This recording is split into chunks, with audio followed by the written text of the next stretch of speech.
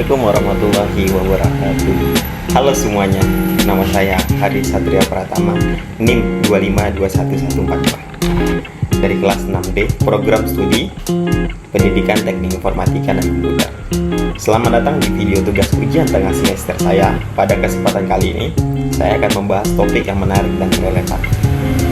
Sebelum itu, maka izinkan saya untuk mengucapkan banyak terima kasih kepada Bapak dosen kita sebagai pengampu mata kuliah jaringan nirkabel, yang mana yaitu Bapak Rian Amanda MPDT, yang telah memberikan kesempatan untuk mengembangkan dan menyampaikan materi ini. Saya berharap apa yang saya sampaikan dapat menambah wawasan dan bermanfaat bagi teman-teman semua. Dalam video ini, saya akan menjelaskan tugas saya. Saya juga akan menyertakan beberapa contoh dan ilustrasi untuk mempermudah pemahaman kita semua. Nah, tanpa berlama-lama, mari kita mulai dengan pembahasan pertama, yaitu jaringan nirkabel. Semoga Anda menikmati dan memperoleh banyak manfaat dari video ini. Jangan ragu untuk memberikan feedback dan atau pertanyaan di akhir video, ataupun silakan tulis di kolom komentar. Terima kasih dan selamat menyaksikan. Berikut adalah penjelasan lengkap dan detail untuk setiap materi yang diujikan dalam UTS jaringan nirkabel, disertai dengan contoh-contoh terkini. Pertama yang akan kita bahas yaitu ada definisi jaringan nirkabel. Jaringan nirkabel adalah jenis jaringan komputer yang menggunakan gelombang radio atau sinyal inframerah sebagai media transmisi data. Tidak seperti jaringan nirkabel ataupun jaringan kabel yang mengandalkan kabel fisik, jaringan nirkabel memungkinkan perangkat berkomunikasi dan bertukar informasi ataupun data tanpa perlu koneksi fisik secara langsung. Nah, kedua, komponen-komponen ataupun bagian dari jaringan nirkabel itu sendiri. Yang pertama adalah access point atau AP, perangkat yang menghubungkan perangkat nirkabel ke jaringan kabel yang memungkinkan komunikasi antar perangkat nirkabel. Yang kedua adalah client service ataupun client device, perangkat yang terhubung ke jaringan nirkabel seperti smartphone, laptop, tablet, iPad, dan lain sebagainya. Wireless controller, perangkat atau perangkat lunak yang mengelola beberapa access point, sering digunakan untuk jaringan besar seperti kampus, perusahaan, kantor, dan lainnya. Router menghubungkan jaringan nirkabel ke internet dan mengelola lalu lintas data antar jaringan lokal dan internet. Antena meningkatkan cakupan dan kekuatan sinyal nirkabel. Selanjutnya adalah tujuan dari jaringan nirkabel ini. Tujuan utama dalam pembuatan jaringan nirkabel ini adalah yang pertama adalah mobilitas, yang mana mobilitas yaitu memberikan fleksibilitas kepada pengguna untuk mengakses jaringan dari lokasi manapun dalam jangkauan sinyal. Jadi tanpa mereka bertaut dalam satu lokasi atau daerah tertentu dalam bangunan tertentu dan mereka tidak bisa bergerak. Jadi menggunakan jaringan nirkabel ini dia bisa bergerak tanpa ada batasan tempat dan lokasi selagi itu mencakup dalam jaringan tersebut. Kedua adalah kemudahan instalasi, mengurangi kebutuhan akan kabel listrik sehingga memudahkan instalasi dan pengaturan jaringan. Ekspansi mudah, memperluas jangkauan jaringan tanpa perlu menambah infrastruktur jaringan yang rumit. Selanjutnya adalah efisiensi biaya, mengurangi biaya termasuk pemasangan dan pemeliharaan kabel. Selanjutnya adalah manfaat dari jaringan nirkabel ini. Pertama, fleksibilitas. Penggunaan dapat mengakses jaringan dari berbagai lokasi, baik dari rumah, kantor, ataupun tempat umum lain, sehingga meningkatkan produktivitas karyawan. Zaman sekarang sering kita lihat karena COVID kemarin itu banyak yang menggunakan jaringan nirkabel ini karena mereka bekerja dari rumah, work from home. Koneksivitas yang luas, mendukung perangkat IoT dan smart device untuk berkomunikasi satu sama lain tanpa kabel.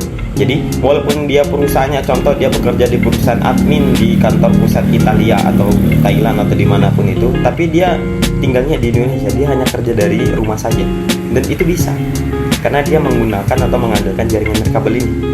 Nah, kemudian skalabilitas, mudah diperluas untuk mencakup lebih banyak pengguna dan perangkat tanpa perlu infrastruktur fisik tambahan. Ini adalah jenis-jenis dari jaringan nirkabel itu sendiri. Ada beberapa jenis jaringan nirkabel untuk digunakan saat ini meliput. Contoh seperti saat ini saya sedang menggunakan WiFi atau wireless fidelity. Jaringan nirkabel yang paling umum digunakan di rumah, kantor, dan tempat umum untuk akses internet. Contoh ada beberapa seperti ISP yang menyediakan seperti Iconet, Biznet, ataupun dan lainnya. Kemudian ada Bluetooth, teknologi nirkabel untuk berkomunikasi jarak pendek antar perangkat seperti headphone, mouse, dan smartphone. Dan biasanya mereka hanya terbatas di 5-10 meter saja. Misalnya adalah WiMAX, Worldwide Infrastructure for Microwave Access, teknologi untuk menyediakan akses broadband nirkabel dengan jangkauan yang lebih luas, di mana Wi-Fi. Selanjutnya adalah NFC. Nah, ini telah banyak kita temukan zaman sekarang, atau Near Field Communication, teknologi komunikasi jarak dekat yang digunakan untuk pembayaran mobile dan penukaran data antar perangkat. Contoh seperti itu biasa tersedia di beberapa perangkat smartphone yang telah tinggi. Nah, jadi kita menggunakan itu dengan cara men-tap kartu ataupun ke alat elektronik tertentu, maka dia akan terverifikasi atau melakukan pembayaran yang telah kita perintahkan. Dan selanjutnya kita akan membahas dari keamanan jaringan nirkabel tersebut. Nah, keamanan merupakan aspek penting dalam jaringan nirkabel karena data yang ditransmisikan melalui udara dan rentan terhadap interupsi. Beberapa langkah meliputi berikut. Pertama, inskripsi WPA3 atau Wi-Fi Protected Access Tree. Nah, standar keamanan terbaru untuk melindungi data yang dikirim melalui jaringan Wi-Fi. Selanjutnya, firewall mencegah akses tidak sah ke jaringan. Jadi dia akan membentengi atau membuat dinding antara luar dan dalam.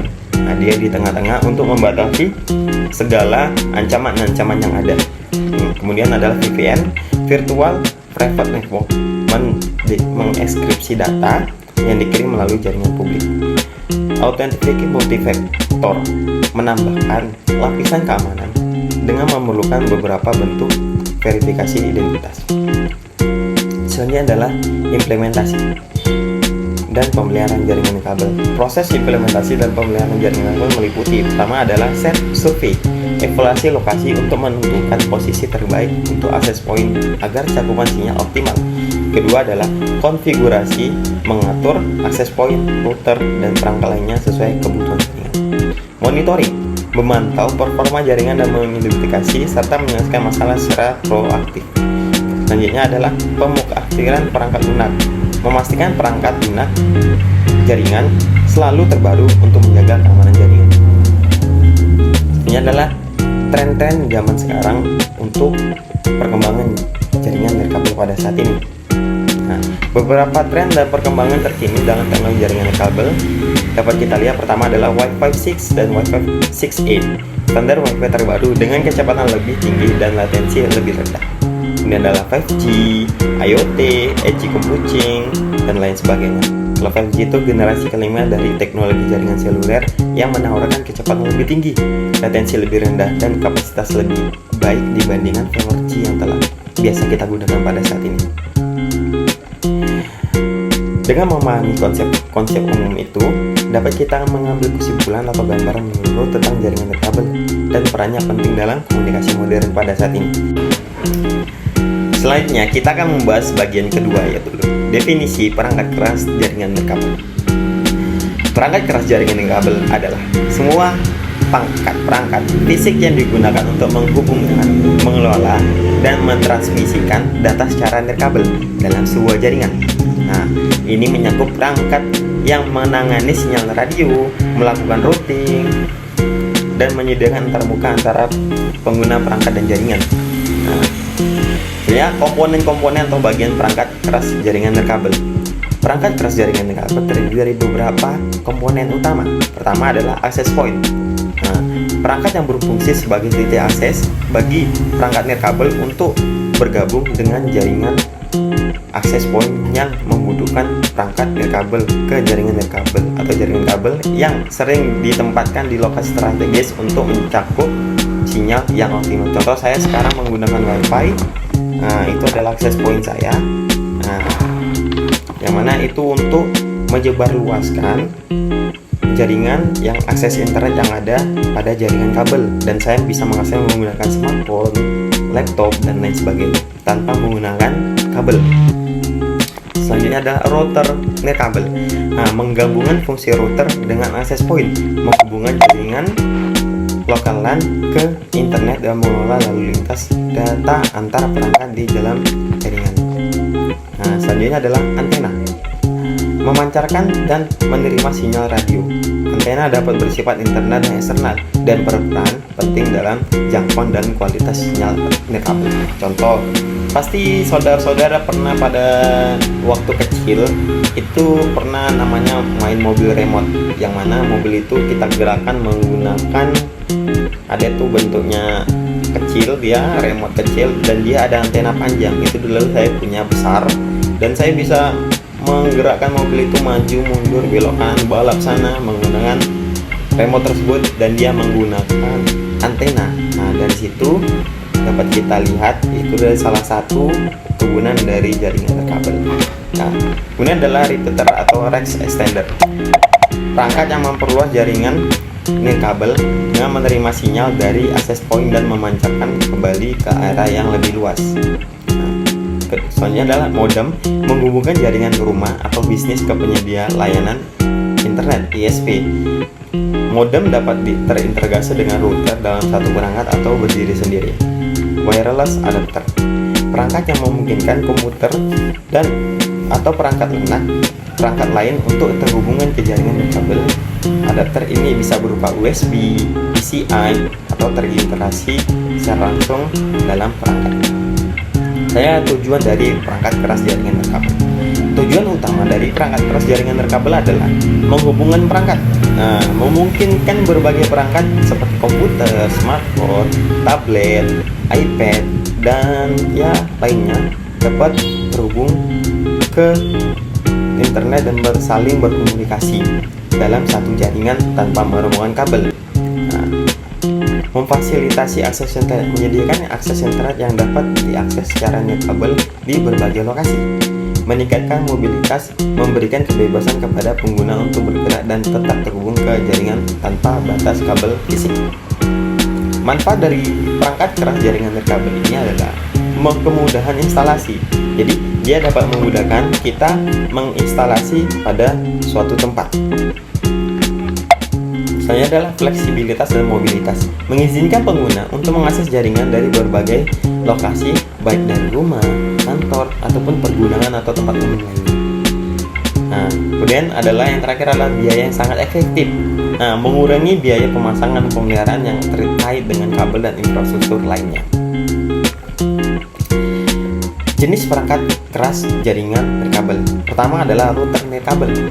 Mengelola lalu lintas data dan menghubungkan jaringan lokal ke internet. Contoh Linkais, Netgear, atau TP-Link seperti yang sedang saya gunakan tadi. Kemudian adalah access point, memperluas jangkauan jaringan nirkabel dalam suatu area. Contoh Ubiquiti, Unify, Costco, ataupun Aeronet yang lainnya. Range extender atau repeater, memperluas cakupan sinyal Wi-Fi untuk area yang lebih luas. Contoh Netgear, TP-Link, RE450. Modem, menghubungkan jaringan ke SP dan sering digabungkan dengan router. Contoh Motorola, Structboard, Harris, dan lainnya. Wireless adapter, menambahkan kemampuan nirkabel ke perangkat yang tidak memiliki. Contoh TP-Link Archer T3U, Asus USB AC68.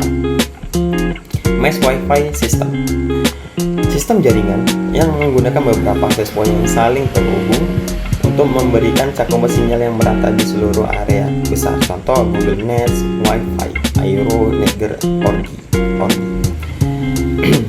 Keamanan perangkat keras jaringan kabel.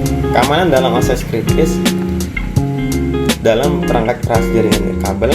Beberapa fitur keamanan yang meliputi adalah WPA3, Wi-Fi Protect Access 3, standar enkripsi terbaru yang meningkatkan keamanan jaringan nirkabel, firewall, kemudian adalah VPN. Nah, jadi firewall itu melindungi jaringan dari akses data dan serangan cyber. Yang sebelum tadi saya jelaskan, firmware update memastikan perangkat keras selalu memiliki pelindungan terbaru terhadap ancaman keamanan. Ketujuh, ataupun yang selanjutnya adalah tren dan perkembangan terbaru menurut zaman sekarang.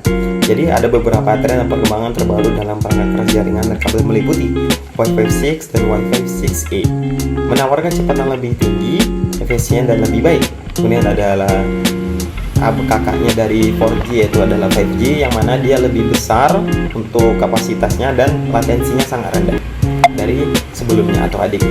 Kemudian IoT, peningkatan penggunaan perangkat IoT yang memerlukan jaringan kabel yang andal dan efisien. Kemudian adalah mesh networking. Sistem mesh memberikan cakupan sinyal yang lebih merata dan mengatasi dead zones dalam jaringan.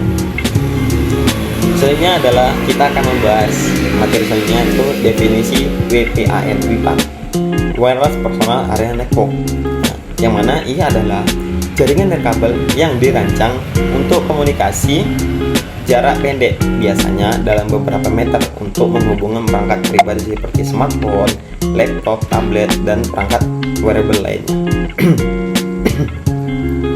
WPAN berfokus pada konektivitas antar perangkat pada area pribadi seperti rumah atau kantor kecil.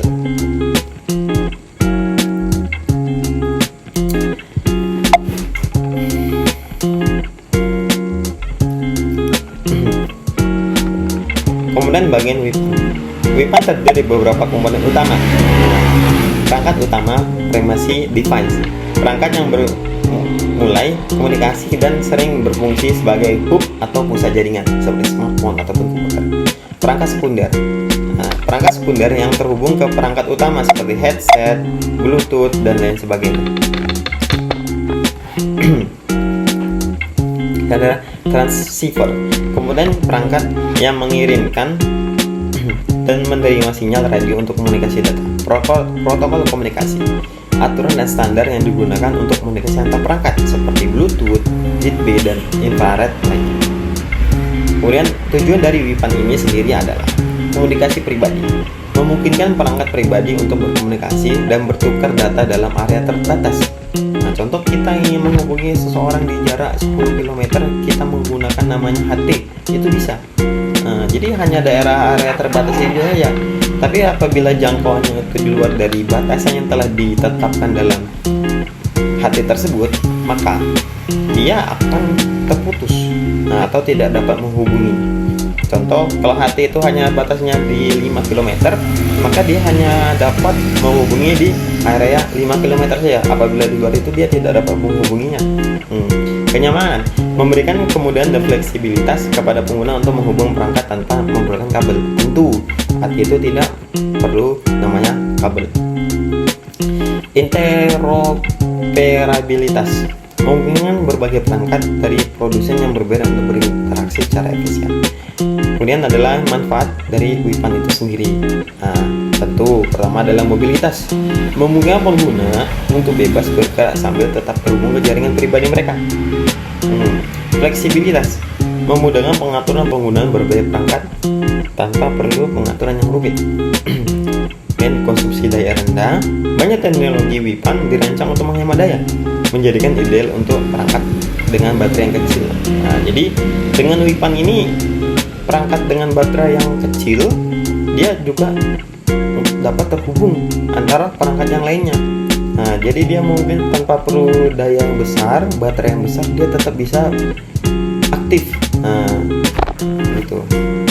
Kemudian jenis-jenis dari WPAN itu sendiri ada beberapa yang saya ketahui. Pertama adalah Bluetooth, teknologi nirkabel yang paling populer untuk WPAN digunakan untuk menghubungkan perangkat seperti headphone, keyboard, mouse, dan perangkat wearable lain. Kalau headphone itu contoh seperti punya saya ini. Ini ini dari produk Baseus, yang mana dia tanpa menggunakan yang namanya kabel. Dia hanya perlu tinggal dikeluarkan seperti ini, maka dia akan otomatis akan aktif. Di sini ada lampu. Tatkala dia telah terhubung, nanti tinggal kita buka dari semua port kita atau laptop kita. Di situ nanti ada namanya Baseus. Langsung kita bisa hubungkan menggunakan itu. Dan kita akan terhubung. Jadi kita dapat mendengar, contoh kita mengirimkan musik tanpa namanya kabel, kita bisa mendengar melalui headphone tersebut. Dan Zigbee, protokol WPAN yang digunakan untuk aplikasi IoT dengan kebutuhan daya rendah dan jaringan mesh seperti smart home dan sistem otomatisasi lainnya. Itu contoh seperti kita menggunakan perangkat terbaru atau AI, yang mana tinggal kita tepuk aja tangan 2 kali, maka lampu itu akan aktif, atau kita tepuk sekali maka akan AC itu akan hidup, atau kita katakan AC tolong hidupkan AC, seperti itu. Nah, infrared, teknologi menggunakan sinyal inframerah untuk komunikasi jarak pendek, sering digunakan dalam remote control. Nah, ini tadi kita menggunakan remote control. Yang tadi remote control yang kita gunakan untuk bermain mobil remote tadi. Nah, di situ dapat kita gunakan untuk bermain mobil merah remote. Apabila infrarednya terputus atau terhalang suatu benda seperti dinding atau lainnya, maka infrared itu akan terputus. Nah, dan itu tidak akan bisa aktif. Keamanan WIPAN itu sendiri adalah aspek penting dalam data yang ditransmisikan dalam jarak pendek, tetap rentan terhadap intersepsi. Langkah-langkah keamanan yang umum meliputi adalah inskripsi data, melindungi data yang ditransmisikan antar perangkat, autentifikasi, memastikan perangkat yang terhubung sah dan dikenali, manajemen kunci, mengelola kunci inskripsi secara aman dan mencegah akses yang tidak. Nah, contoh ini tadi kita menggunakan yang namanya Bluetooth. Nah, di sini maka dia autentifikasi. Kita autentifikasi melalui mana? Yang tadi kita hubungkan melalui perangkat kita tadi. Nah, setelah dia autentifikasi, maka kita akan terhubung antara perangkat dan ini tanpa adanya kabel. Nah, di situ memudahkan kita. Maka ketika kita memutar musik itu akan muncul di sini, bukan di perangkat lain, karena ini telah kita autentifikasikan. Nah, kemudian implementasi dan pemeliharaan WIPAN itu sendiri. Proses implementasi WIPAN meliputi ada beberapa, yaitu pertama pairing, menghubungkan perangkat secara nirkabel, seringkali menggunakan kode atau pin keamanan. Dan konfigurasi, mengatur perangkat dan protokol komunikasi sesuai kebutuhan pengguna. Baiklah, selanjutnya saya akan membahas apa itu WLAN. WLAN ataupun yang sebagai panggilan Wireless Local Area Network adalah sebuah jenis jaringan lokal yang menggunakan teknologi nirkabel untuk menghubungkan sebuah perangkat dalam area yang terbatas seperti rumah, kantor, ataupun kampus, ataupun gedung kantor. WLAN memungkinkan perangkat untuk berkomunikasi dan mengakses sentra tanpa perlu kabel fisik. Kemudian, jadi seperti contoh kita di kampus itu kita menggunakan WLAN namanya. Jadi tanpa adanya kabel fisik, contoh seperti komputer zaman dulu yang mana apabila dia ingin terhubung ke internet dia harus menggunakan kabel fisik. Jadi kita tidak perlu menggunakannya. Jadi dengan mengakses WiFi dengan jaringan WLAN itu, kita dapat menggunakan akses jaringan tersebut. Dan adapun komponen dari bagian WLAN tersebut pertama adalah access point. Tentu ada access point, perangkat yang berfungsi sebagai titik akses bagi perangkat nirkabel untuk terhubung ke jaringan. Access point menghubungkan perangkat yang satu ke jaringan kabel. Jadi dengan adanya access point ini, kita dapat menghubungkan yang namanya perangkat itu yang dia tadinya menggunakan jaringan kabel dapat terhubung. Jadi access point itu menggunakan dari jaringan kabel. Itu. Kemudian ada namanya router nirkabel. Perangkat yang menghubungkan fungsi router dan access point, mengelola lalu lintas serta data dan menghubungkan jaringan lokal ke internet. Client device, yang mana perangkat yang terhubung ke jaringan WLAN, seperti contoh yang kita gunakan adalah smartphone, ataupun ada laptop dan tablet, iPad dan lainnya. Kemudian adalah wireless adapter, perangkat keras atau komponen internal yang memungkinkan perangkat untuk terhubung ke jaringan WLAN. Jadi dengan berbedanya wireless adapter ini, perangkat keras atau komponen internalnya dapat kita hubungkan ke jaringan WLAN tadi. Kemudian adalah antena, komponen yang memperkuat menyebarnya sinyal nirkabel dari access point atau router. Jadi dengan adanya antena itu, ini seperti contohnya ini, itu ada antena. Di situ menggunakan antena itu kita dapat menyebarluaskan jaringan itu. Dari kita bahas ini adalah tujuan dari WLAN. Yang mana tujuan utama dari WLAN ini adalah kontinuitas dan fleksibilitas. Jadi yang mana mobilitas itu adalah memungkinkan pengguna jaringan untuk mengakses jaringan atau internet lainnya tanpa menggunakan kabel, dan dia tanpa adanya jangkauan atau batasan tempat tertentu. Kalau dulu kita menggunakan namanya kabel, ini hanya sebatas daerah itu aja. Kabelnya misalnya panjangnya hanya semeter, maka sebatas itu aja, itu pun harus terhubung ke perangkat kita. Sedangkan jaringan kabel ini kita dapat terhubung ke jaringan tersebut tanpa adanya terpaut oleh lokasi tertentu.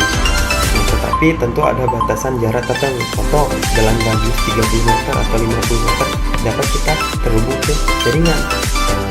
Selanjutnya adalah kemudian informasi.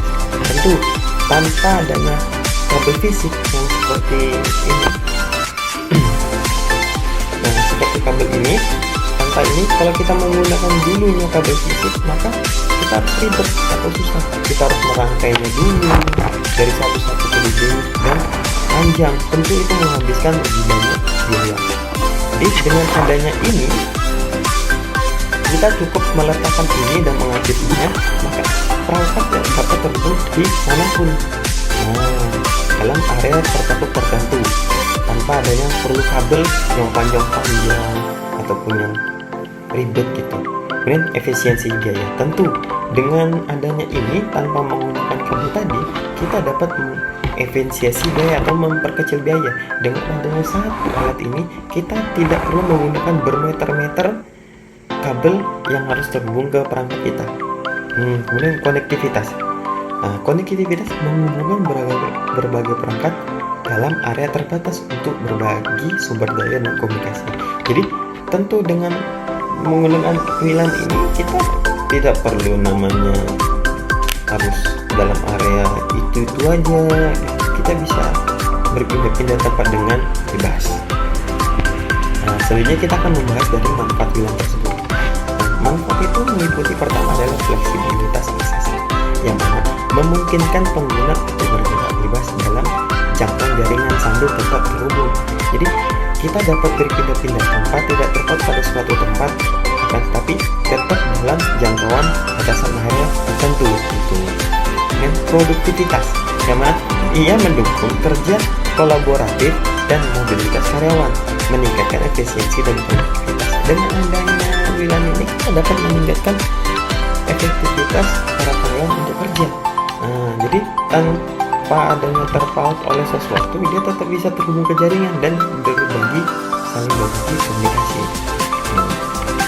Kemudian adalah konektivitas yang mudah, yang mana ia mempermudah penambahan, yang mana dia mempermudah penambahan perangkat baru ke jaringan tanpa perlu instalasi pada tambah.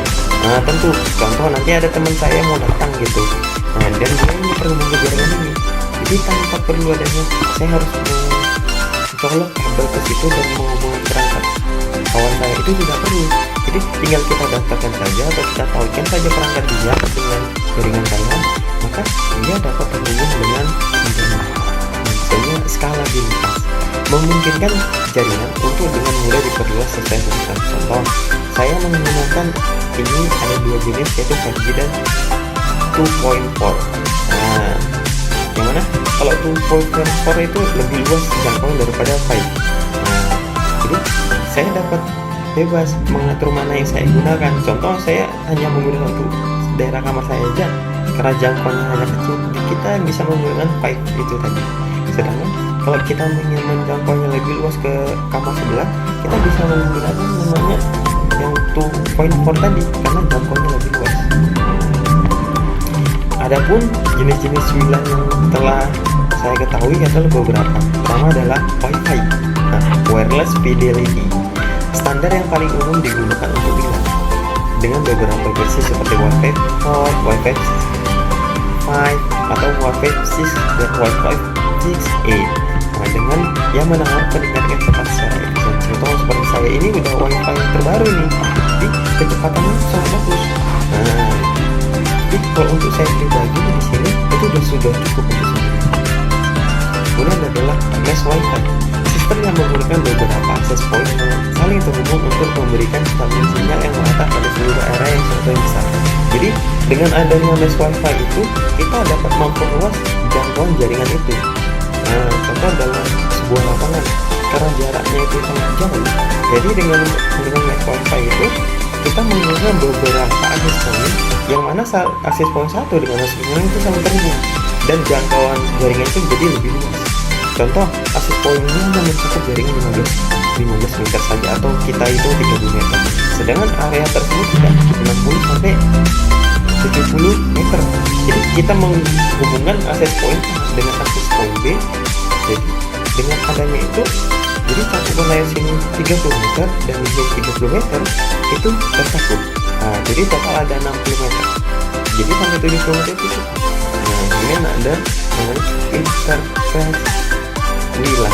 Yang mana WLAN itu digunakan untuk penggunaan jaringan bisnis dengan fitur manajemen dan keamanan yang lebih tinggi dibandingkan jaringan rumah. Jadi dengan adanya ini jaringan itu lebih canggih daripada yang kita gunakan, yang saya gunakan seperti ini. Mungkin kecepatannya lebih kuat dan intervensinya lebih rendah seperti itu. Implementasi dan pemeliharaan pada WLAN. Proses implementasi dan pemeliharaan dia meliputi beberapa. Pertama adalah site survey. Yang mana evaluasi lokasi untuk menentukan posisi terbaik untuk akses point agar cakupan sinyal lebih optimal. Contoh, mungkin kita bisa lebih tinggi dari yang lainnya atau di ruangannya lebih terbuka, karena apabila ini terhalang oleh sebuah dinding yang padat seperti itu, maka jaringannya akan berkurang gitu. Contohnya adalah konfigurasi, mengatur akses point, router dan perangkat lainnya sesuai kebutuhan jaringan. Jadi sebelum kita gunakan jaringan tersebut, pada alat ini kita perlu mengaturnya. Kita perlu mengatur beberapa atau mengkonfigurasi beberapa hal agar jaringan itu dapat kita gunakan. Kesannya adalah monitoring, menantau performa jaringan yang menggunakan setelah menyelesaikan masalah secara efektif. Jadi pemutakhiran perangkat lunak, memastikan perangkat lunak selalu memiliki perlindungan terbaru terhadap ancaman keamanan meningkat lama. Jadi ini mungkin belum saya perbarui ke perangkat yang lebih baik, tapi ini bagi saya sudah cukup untuk aman dan dapat saya gunakan dengan nyaman.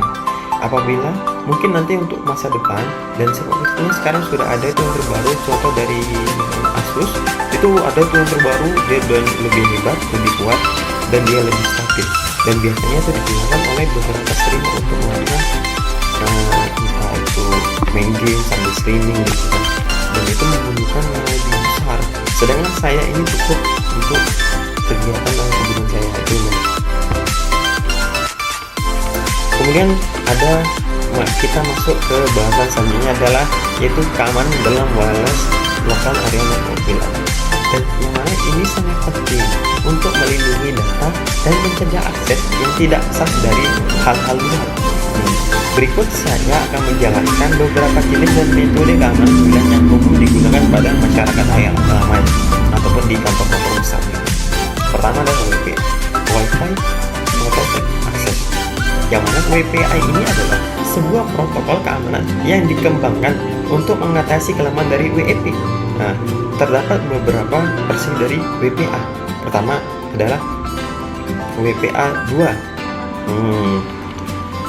Kemudian adalah WPA, WPA 2, WPA 3, dan jadi di sini berbeda-beda. Yang mana semakin meningkatnya semakin baik. Contoh dari WPA saja. Versi pertama ini dia menggunakan TKIP, yang mana Temporal Key Integrity Protocol yang meningkatkan keamanan. Sedangkan WPA 2 ini lebih aman dari WPA yang pertama, generasi pertama. Tentu WPA 3 dia lebih aman daripada generasi yang sebelumnya. Yang mana WPA 3 ini dia menawarkan pelindungan lebih baik terhadap serangan brute force dan meningkatkan keamanan jaringan terbuka.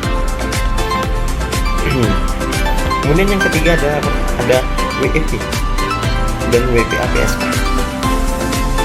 yang mana ini adalah WLAN yang pertama di perkembangan, tetapi sekarang dianggap rusak dan tidak aman karena kelemahan lebih mudah dieksploitasi. Jadi WEP ini telah digunakan oleh kita zaman sekarang. Kenapa? Karena keamanan ini terlalu lemah untuk zaman sekarang dan itu telah ketinggalan zaman. Yang mana dengan keamanan dia mudah dieksploitasi oleh pihak luar. Yang ketiga adalah WPA-PSK, Research Key, yang mana ini adalah sebuah metode enkripsi yang menggunakan kunci yang digunakan sebelumnya. Ini adalah metode umum yang digunakan di jaringan rumah dan kecil, di mana semua pengguna berbagi satu data kali. Kemudian adalah WPA Enterprise, di mana dia menggunakan server Radius Remote Photonic Dial User Service untuk mengelola autentifikasi pengguna secara individu. Nah, ini biasa digunakan di lingkungan bisnis atau kampus yang memiliki tingkat keamanan yang lebih tinggi. Contohnya kita sendiri telah menggunakan itu di kampus, yang mana apabila kampus itu menyediakan sebuah jaringan WiFi. Apabila antum atau saudara ingin mengakses atau mendapatkan jaringan di sana, kalian itu harus menggunakan ID pribadi atau individu. Ketika ID itu telah terkonfirmasi, maka kita dapat menggunakan jaringan yang ada di kampus. Nah, seperti itu. Jadi dia sebuah keamanan individu. Kemudian ada MAC address filtering. Metode ini membatasi ke jaringan berdasarkan daftar alamat yang diizinkan. Meskipun tidak dapat menambah lapisan keamanan, mudah untuk dilewati oleh pengguna yang meminta alamat dari peringkat yang sah. Masih banyak contoh-contoh lainnya. Jadi salah satunya yang kemudian adalah firewall. Firewall tadi sebelumnya telah kita bahas. Firewall adalah perangkat yang mengontrol lalu lintas atau jaringan lewat data itu keluar masuk berdasarkan aturan keamanan yang ditetapkan. Ini melindungi jaringan dari serangan dan akses yang tidak. Jadi dia seperti contoh seperti ini adalah internet dari internet dari dalam. Firewall itu di sini, dia di tengah-tengah. Dia akan ketika sebuah jaringan itu ingin melewatinya, dia akan diperiksa. Apakah ini adalah sebuah yang sah atau tidak?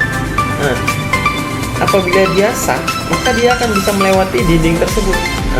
Lalu dapat kita capai di sini internet tadi yang di bagian. Begitu juga apabila keluar, apabila dia tidak sah, maka dia tidak akan bisa melewati dinding ini, wall tadi. Contoh juga kita bisa membuat pengaturan. Contoh situ ada namanya, contoh di sini ada angka 40, 50, 80 dan 70. Dan kita melarang angka 80 dan 70 untuk masuk ke dalam jaringan kita. Agar kita tidak di scan gitu. Maka ketika jaringan itu ingin lewat 40, 50, 60, 70, 80 semua bisa lewat kecuali 70 sama 80. Dia tidak bisa melewati ini karena di sini ada perintah yang mana perintah itu dia melarang untuk 70 dan 80 untuk memasuki. Seperti itu. Jadi itu adalah contoh-contoh dari keamanan yang telah saya ketahui. Mungkin pembahasan kali ini sekian dari saya. Saya Hari Satria Pratama, NIM 252114. Berterima kasih kepada rekan-rekan dan saudara sekalian telah memperhatikan video presentasi ataupun video yang saya jelaskan untuk tugas ujian setengah semester saya di jaringan berkabel. Untuk Bapak dan rekan saya mohon maaf sebesar-besarnya apabila dari kata-kata saya keluar kesalahan, dan saya mohon maaf sebesar-besarnya. Dan saya akhiri, Assalamualaikum warahmatullahi wabarakatuh.